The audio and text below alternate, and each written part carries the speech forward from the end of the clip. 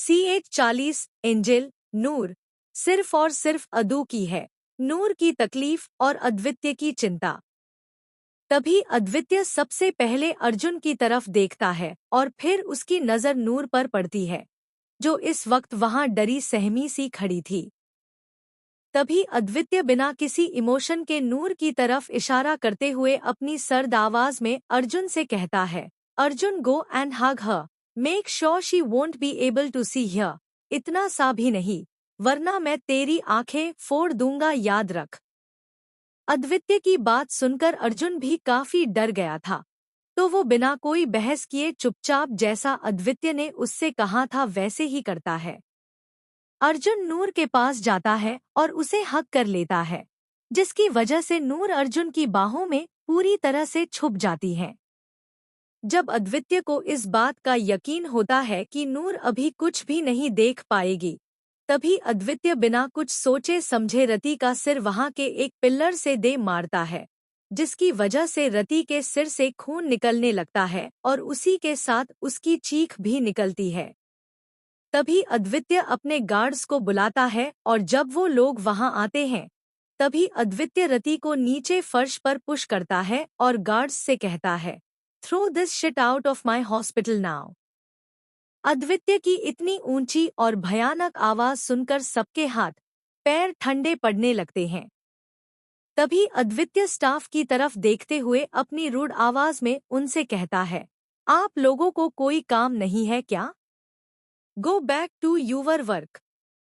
अद्वितीय का ऑर्डर सुनते ही सबके सब वहां से ऐसे गायब होते हैं, जैसे उनके पीछे उनकी मौत पड़ी थी। उन सबके वहां से जाने के बाद अद्वितीय अर्जुन के पास आता है, जो अभी भी वही नूर को अपनी बाहों में लिए हुए खड़ा था। तभी अर्जुन अद्वितीय को अपने पास देखकर धीरे से नूर को छोड़ता है और जैसे ही अर्जुन उसे छोड़ता है, अद्वितीय नूर को अपनी बाहों में ले लेता है और नूर भी डर के मारे उससे चिपक जाती है। नूर बहुत छोटी सी थी, बिल्कुल किसी 10 साल के बच्चे की तरह, तो अद्वितीय उसे बहुत आसानी से उठा सकता था। नूर अपने हाथों को अद्वितीय के गले में लॉक कर देती है और उसके पैर अद्वितीय की कमर से लिपटे हुए थे, यहाँ तक कि नूर अपने चेहरे को अद्वितीय की गर्दन में छिपा देती है। तभी अद्वितीय नूर के बालों को सहलाते हुए अपनी थोड़ी नर्म आवाज में नूर से कहता है, एसएचएच, डरना नहीं एंजेल। देखिए अदू है ना आपके साथ, तो डरना बिल्कुल भी नहीं। नूर कुछ नहीं कहती बस और कस के अद्वितीय को हग करती है। तभी अद्वितीय की नज़र अर्जुन पर पड़ती है, जिसे इस वक्त 440 वोल्ट का बहुत बड़ा झटका लगा था। लगेगा भी क्यों नहीं, जब लड़कियों से दूर भागने वाला लड़का आज खुद एक लड़की को अपने गले से लगाए हुए था और उससे इतने प्यार से बात भी कर रहा था। तभी अद्वितीय अर्जुन की तरफ देखते हुए अपनी सर्द आवाज में उससे कहता है, चल मेरे साथ, तुझे तेरे सारे सवालों के जवाब मिल जाएंगे जो तुझे मुझसे पूछना है। अर्जुन किसी खोए हुए पप्पी की तरह अपना सिर हिलाता है और फिर अद्वितीय के पीछे पीछे उसकी प्राइवेट लिफ्ट में चला जाता है। लिफ्ट सीधे 32वें फ्लोर पर आकर रुकती है, जहां अद्वितीय का कैबिन था।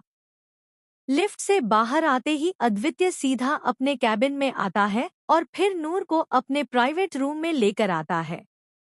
अर्जुन भी उनके साथ था और बस उन्हें ही देख रहा था। तभी अद्वितीय नूर को बेड पर बिठाता है और फिर उससे कहता है, एंजेल आप पहले प्लीज थोड़ा सा पानी पी लीजिए। अद्वितीय नूर को पानी पिलाता है और फिर अर्जुन की तरफ देखकर उससे कहता है, अर्जुन फर्स्ट एड ला जल्दी। अर्जुन अपना सिर हिलाता है और फिर अद्वितीय को फर्स्ट एड बॉक्स देता है। अद्वितीय उस बॉक्स में से ऑइंटमेंट लेता है और फिर उसे नूर के हाथ पर लगता है, पर जैसे ही ऑइंटमेंट नूर के हाथ को टच करता है वैसे ही नूर की सिसकी निकल जाती है, जिसे सुनकर अद्वितीय को भी तकलीफ होने लगती है। तभी अद्वितीय नूर की तरफ देखकर उससे कहता है, एंजल कुछ नहीं हुआ है, देखिए ये अभी ठीक हो जाएगा। आप तो अदू और मम्मा की ब्रेव गर्ल हो ना। नूर अपना सिर हिलाती है और अद्वितीय नूर की चोट पर फूंक मारता है। ऑइंटमेंट लगाने के बाद अद्वित्य नूर के कानों में अपने ईयरबड्स डाल देता है और फिर अपने फोन में एक डिज्नी प्रिंसेस वाली मूवी लगाकर अपना फोन नूर को देते हुए उससे कहता है, आप ये मूवी देखिए। तब तक अदू इनसे, अर्जुन, कुछ बातें करते हैं, ओके एंजल। नूर क्यूटली अद्वित्य को हाँ बोलती है और फिर अद्वित्य के फोन में प्रिंसेस मूवी देखने लगती है। अद्वित्य एक बार नूर की तरफ देखकर उसके माथे पर किस करता है और फिर अर्जुन के साथ बेड से थोड़ा दूर सोफे पर जाकर बैठता है। अद्वित्य बिना कोई समय गंवाए अर्जुन को सब कुछ सच सच बताता है और ये भी बताता है कि वो नूर से प्यार करने लगा है। अद्वित्य की बातें सुनने के बाद अर्जुन को एक पल के लिए अपने कानों पर यकीन ही नहीं होता, पर जब वो अपने सदमे वाली दुनिया से बाहर आता है तभी उसे उस मासूम सी बच्ची के लिए बहुत बुरा लगता है और दूसरी तरफ इस बात की खुशी भी होती है कि उसके साथ अभी अद्वित्य और बाकी सब, युवी, आयु और नील, भी है। अर्जुन नूर की तरफ देखता है, जो अभी उस मूवी की वजह से खुलकर हंस रही थी। तभी अर्जुन अद्वित्य की तरफ देखता है और फिर एक छोटी सी स्माइल के साथ उससे कहता है, तू इसमें अकेला नहीं है अदू, अब से मैं भी तेरे साथ हूँ। She is like a baby sister to me और अब से मैं भी उसे प्रोटेक्ट करने में, उसे खुश रखने में तुम लोगों की हेल्प करूँगा। अद्वित्य बस अपना सिर हिलाता है और तभी अर्जुन अपनी शैतानी स्माइल के साथ अद्वित्य से कहता है, वैसे मानना पड़ेगा तेरी चॉइस को भाई, जो इतनी क्यूट प्रिंसेस को अपने लिए पसंद किया। तभी अद्वित्य अपनी आंखों को घुमाते हुए अर्जुन से कहता है, वैसे भी मुझे ऐसी वैसी कोई चीजें पसंद नहीं आती, पर ये नूर तो मेरी जिंदगी है। इस पर अर्जुन हंसते हुए अद्वित्य से कहता है, हाँ बाबा, वैसे जो तूने मुझे बताया उसके बाद मैं भी तेरी बात से सहमत हूँ कि उसे बहुत ज्यादा देखभाल की जरूरत है। एक छोटी सी 17 साल की बच्ची और उसके साथ इतना सब कुछ। उसके एज के बच्चे थोड़ा सा टॉर्चर भी सह लेते हैं, ना तो उनके डिप्रेशन में जाने के चांसेस बढ़ जाते हैं, क्योंकि इस वक्त उनके बॉडी के साथ साथ उनके इमोशंस भी चेंज होने लगते हैं। इस एज में बहुत ज्यादा खतरा रहता है। अदू और उस बच्ची के साथ सिर्फ टॉर्चर ही नहीं हुए, पर उसके साथ तो वो सब भी हुआ है जो एक 25 से 30 एज की एडल्ट गर्ल के साथ भी होता है, तो वो भी एक बहुत सीरियस और कभी ना भूलने वाला सबसे भयानक सपना बन जाता है। नूर तो फिर भी एक बच्ची है। हम सच में इस बात का अंदाजा नहीं लगा सकते कि उस मासूम पर इस वक्त क्या बीत रही होगी। भले ही वो अभी हंस रही है, पर ये बात इतनी आसानी से उसके दिमाग से नहीं निकलेगी और जब भी उसे वो सब याद आएगा, तब वो फिर से टूटेगी और बहुत टूटेगी। अर्जुन की बात सुनकर अद्वित्य अपनी गुस्से भरी लाल आंखों से उसकी तरफ देखते हुए उससे कहता है, नहीं, मैं उसे टूटने नहीं दूंगा। मैं हर एक पल उसके साथ रहूंगा। मुझे किसी से कोई लेना देना नहीं है, पर मुझे मेरी एंजेल सही सलामत चाहिए और जब तक मैं हूँ उसे कुछ होने भी नहीं दूंगा। अगर किसी ने मुझसे मेरी एंजेल को छीनने की कोशिश भी की तो मैं उसे ऐसी मौत दूंगा कि देखने वालों की रूह तक कांप जाएगी। मेरी एंजेल सिर्फ मेरी है और उस पर किसी और का कोई हक नहीं है। अद्वित्य को ऐसे देखकर अर्जुन अद्वित्य को शांत कराते हुए उससे कहता है, अदू रिलैक्स यार, कोई तुझसे तेरी एंजेल नहीं लेगा और मुझे एक बात बता कि किसमें इतनी हिम्मत है कि वो खूंखार शेर के पिंजरे में हाथ डालकर खुद अपनी ही मौत को न्योता दे। नूर तुझसे कभी दूर नहीं जाएगी और ना ही हम कभी ऐसा होने देंगे। अद्वित्य नूर की तरफ देखता है और फिर अर्जुन से कहता है, अर्जुन चेक कर कि निधि हॉस्पिटल में आई है या नहीं। अद्वित्य की बात सुनकर अर्जुन उससे कहता है, निधि? पर वो तो मुंबई से बाहर है ना। इस पर अद्वित्य अर्जुन को बताता है, मैंने कल उसे फोन किया था और कहा था कि वो आज हॉस्पिटल आए। मुझे एंजल का चेकअप कराना है। I don't know but I am having this gut feeling that her vagina is badly damaged, which will be not good for her at all, so we need to check. Advitya की बात सुनकर अर्जुन अपना सिर हिलाता है और फिर अपना फोन निकालकर निधि को कॉल करता है। निधि एक गायनेकोलॉजिस्ट है। अद्वित्य नूर की तरफ जाता है, जो वहां मूवी देख रही थी। तभी अर्जुन उसके पास आते हुए अद्वित्य से कहता है, अदू चल, निधि उसके कैबिन में ही है। अद्वित्य अपना सिर हिलाते हुए नूर के हाथ से फोन लेता है और नूर के कानों से ईयरबड्स भी निकाल देता है। तभी नूर अद्वित्य की तरफ देखते हुए उससे कहती है, आपने फोन क्यों लिया? नूर को वो प्रिंसेस मूवी देखनी थी ना? तभी अद्वित्य नूर का हाथ पकड़ते हुए उससे कहता है, एंजल आप ये मूवी बाद में देख लेना, अभी मुझे आपको कहीं लेकर जाना है। पर उससे पहले अद्वित्य अर्जुन की तरफ इशारा करते हुए नूर से कहता है, आप इनसे मिलिए, ये अर्जुन है मेरे फ्रेंड। नूर अर्जुन की तरफ देखती है और फिर एक छोटी सी स्माइल के साथ उससे कहती है, हेलो अर्जुन भाई, मैं नूर हूँ। तभी अर्जुन नूर के पास आते हुए धीरे से नूर के गाल खींचता है और अपनी एक स्माइल के साथ नूर से कहता है, हाय क्यूटी पाई, आप तो बहुत सुंदर हो, बिल्कुल एक परी की तरह। तभी नूर अपनी बड़ी सी स्माइल के साथ अर्जुन से कहती है, थैंक यू अर्जुन भाई। तभी अद्वित्य नूर के बालों को ठीक करते हुए उससे कहता है, एंजल आप अपने अर्जुन भाई से बाद में बातें कर लेना, अभी चलिए। इतना कहकर अद्वित्य नूर को उठाता है और फिर अपने कैबिन से बाहर आते हुए लिफ्ट से नीचे 16वें फ्लोर पर जाता है। इस वक्त अद्वित्य अर्जुन के साथ निधि के कैबिन के बाहर खड़ा था। तभी अद्वित्य अर्जुन की तरफ देखते हुए उसे इशारा करता है, जिसे समझकर अर्जुन दरवाजे पर नॉक करता है। अद्वित्य ने नूर को पकड़ा हुआ था और उसी वजह से अद्वित्य ने अर्जुन को इशारे से कहा था। जब अर्जुन दरवाजे पर नॉक करता है, तभी उन्हें अंदर से कम इन की आवाज आती है और उसी के साथ वो अंदर जाते हैं। अंदर कैबिन में निधि, जो 25 से 27 साल के बीच में होगी, किसी पेशेंट की रिपोर्ट पढ़ने में बिजी थी। पर जैसे ही उसकी नज़र अद्वित्य और अर्जुन पर पड़ती है, वो अपने चेयर पर से उठ खड़ी होती है। निधि को सबसे ज्यादा शौक अद्वित्य को देखकर होता है, जो नूर को पकड़े हुए था। अर्जुन की तरह बेचारी निधि को भी झटका लगा था, पर तभी वो अपने शॉकिंग स्टेट को बाजू में रखते हुए अद्वित्य से पूछती है, सर आप यहाँ, मेरा मतलब मेरे कैबिन में? तभी अद्वित्य निधि की तरफ देखते हुए उससे कहता है, हाँ जस्ट गिव मी मिनट। निधि हाँ में अपना सिर हिलाती है और तभी अद्वित्य नूर को वहां मौजूद बेड पर बिठाता है और फिर नूर के चेहरे को अपने हाथों में लेते हुए अपनी चिंता भरी आवाज में उससे पूछता है, एंजल आपको आपकी टमी और प्राइवेट पार्ट में बहुत पेन हो रहा है ना? अद्वित्य की बात सुनकर नूर की आंखों में पानी आता है और वो अपना सिर हिलाते हुए अपनी रुआसी आवाज में अद्वित्य से कहती है, हाँ अदू। नूर को अभी भी दर्द हो रहा है। तभी अद्वित्य नूर का हाथ पकड़ते हुए उससे कहता है, तो हमें उसे ठीक करना होगा ना, वरना उससे और ज्यादा तकलीफ होगी आपको, तो इसीलिए वो दीदी आपको चेक करेंगी।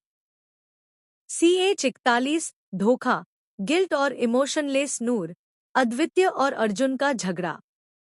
जब अद्वित्य नूर को चेकअप के बारे में बताता है, तभी चेकअप का नाम सुनते ही नूर घबराने लगती है और तभी उसे कुछ याद भी आता है और वो इधर उधर देखने लगती है। इस वक्त नूर को देखकर ऐसे लग रहा था जैसे उसे अभी ये समझ में आ गया था कि वो किसी होटल में नहीं पर हॉस्पिटल में है, जो उसके लिए किसी नर्क से भी ज्यादा खतरनाक जगह थी। तभी नूर कांपते हुए अद्वित्य की तरफ देखती है और फिर रोते हुए उससे कहती है, नहीं आप मुझे यहाँ से लेकर चलो अदू, मैं आपको परेशान नहीं करूँगी, प्लीज नूर को यहाँ नहीं रहना, आप लेकर चलो। इतना कहकर नूर बेड पर से नीचे उतरने लगती है, पर तभी अद्वित्य उसे पकड़ लेता है। अद्वित्य नूर को हग करते हुए अपनी थोड़ी नर्म आवाज में उससे कहता है, एंजल कोई आपको कुछ नहीं करेगा और देखो मैं भी यहाँ हूँ। आप बस अपनी आंखें बंद कर लेना और फिर आपको डर नहीं लगेगा। तभी नूर अद्वित्य की बाहों में झटपटाते हुए अद्वितीय से कहती है, नो, मुझे यहाँ नहीं रहना, जाने दो। अद्वितीय नूर को समझाने की बहुत कोशिश करता है, पर नूर उसकी एक भी बात सुनने के लिए तैयार ही नहीं होती। अभी अद्वितीय को नूर पर बहुत ज्यादा गुस्सा आ रहा था और ना चाहते हुए भी उसने अपना काबू खो दिया। तभी अद्वितीय नूर के दोनों कंधों को पकड़ता है और फिर अपनी गुस्से भरी सर्द आवाज में नूर से कहता है, इनफ इज इनफ नूर। क्या लगा रखा है आपने और ऐसे बिहेव क्यों कर रहे हो आप? आप क्या कोई छोटे बच्चे हो जो बच्चों वाली हरकतें कर रहे हो? Acted like a mature girl and stop this nonsense। अद्वितीय की बात सुनकर अर्जुन अपना फेस रब करता है, तो वहीं निधि भी अद्वितीय की बातें सुनकर डर जाती है। इधर नूर जब अद्वितीय की बातें सुनती है तो बेचारी को कुछ समझ ही नहीं आता कि वो क्या बोले और कैसे रिएक्ट करे। जब नूर अद्वितीय से पहली बार मिली थी तो उसे अपने दिल में कुछ अजीब पर एक बेहद ही अच्छी सी फीलिंग आई थी। भले ही उस वक्त नूर की दिमागी हालत ठीक नहीं थी, पर फिर भी उसका दिल तो परफेक्टली काम करता था ना। नूर बचपन से ही किसी अपने के प्यार के लिए तरसती आ रही थी और ऐसे में उसकी लाइफ में इतना सब कुछ हो गया जिसकी उसने कभी कल्पना भी नहीं की होगी। उसे तो शायद ये उम्मीद भी नहीं थी कि कोई उसे सच्चे दिल से प्यार करने वाला, उसकी केयर करने वाला मिलेगा भी। पर तभी उसकी लाइफ में अद्वितीय की एंट्री हुई। अद्वितीय ने नूर को बस कुछ ही घंटों में बहुत प्रोटेक्टेड फील कराया और शायद इसी वजह से नूर ने अपने इमोशंस को अद्वितीय के आगे कंट्रोल करना जरूरी नहीं समझा। नूर को भी बाकियों की तरह कोई ऐसा इंसान चाहिए था जो उसे हमेशा प्रोटेक्ट करे, उसे बहुत पैम्पर करे, उसकी हर एक जिद और विश पूरी करे। जिस तरह से अद्वितीय नूर का ध्यान रख रहा था, उसकी देखभाल कर रहा था, तो उसे देखकर नूर को भी ये लगा कि वो बिना डरे अद्वितीय को अपने टैंट्रम्स दिखा सकती है और अद्वितीय उसे झेलेगा। शायद इसी वजह से नूर ने अद्वितीय को डैडा भी कहा। आखिर एक बाप ही तो उसके बेटी के सारे नखरे बिना किसी शिकायत के उठाता है ना। अद्वितीय की अपने लिए केयर देखकर नूर शायद ये भूल चुकी थी कि वो मनहूस है, जैसा सब उसे कहते थे, और उसे खुश रहने का कोई हक ही नहीं है। अद्वितीय की बात ने नूर पर जैसे ठंडे पानी की बाल्टी ही डाल दी थी, जिससे नूर अपनी ख्वाबों की दुनिया से अपनी असली दुनिया में आ गई, जहां उसे कोई प्यार करने वाला नहीं था, उसे कोई समझने वाला नहीं था। नूर को अब सब कुछ एक धोखा सा लगने लगा था और उसने अपने जितने भी इमोशंस अद्वितीय के सामने रखे थे फिर एक बार उसे अपने दिल के किसी कोने में बंद कर दिया।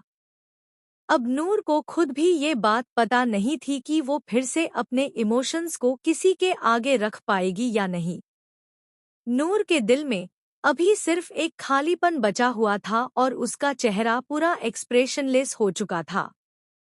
तभी नूर बिना किसी इमोशन के पूरे ब्लैंक फेस के साथ अद्वितीय से कहती है, सॉरी मैंने आपको परेशान किया, पर मैं आगे से इस बात का ध्यान रखूंगी कि नूर की वजह से आपको या फिर किसी और को कोई भी तकलीफ ना हो।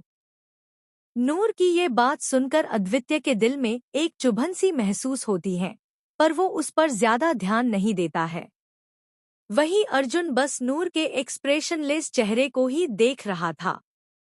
तभी अर्जुन नूर की तरफ देखकर अपने मन में कहता है, अदू तूने सब कुछ बिगाड़ दिया यार, सब कुछ।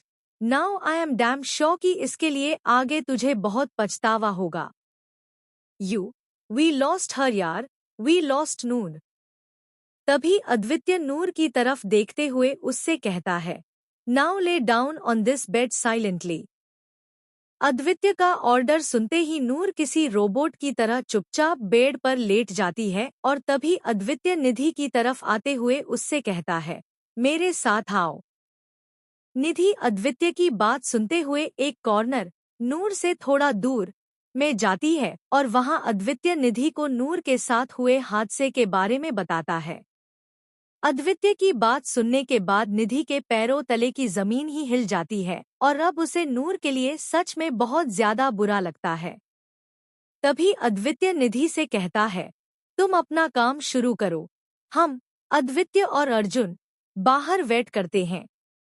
निधि बस अपना सिर हिलाती है और तभी अद्वित्य नूर के पास आता है, जो बस उस बेड पर लेटे हुए फैन की तरफ ही देख रही थी। तभी अद्वित्य नूर के पास आते हुए उसके माथे पर किस करता है और अपनी सॉफ्ट आवाज में नूर से कहता है, मैं बस बाहर ही हूँ एंजल, आप डरना नहीं। हम नूर बिना कुछ बोले सिर्फ अपना सिर हिलाती है और फिर वो दोनों वहां से बाहर चले जाते हैं।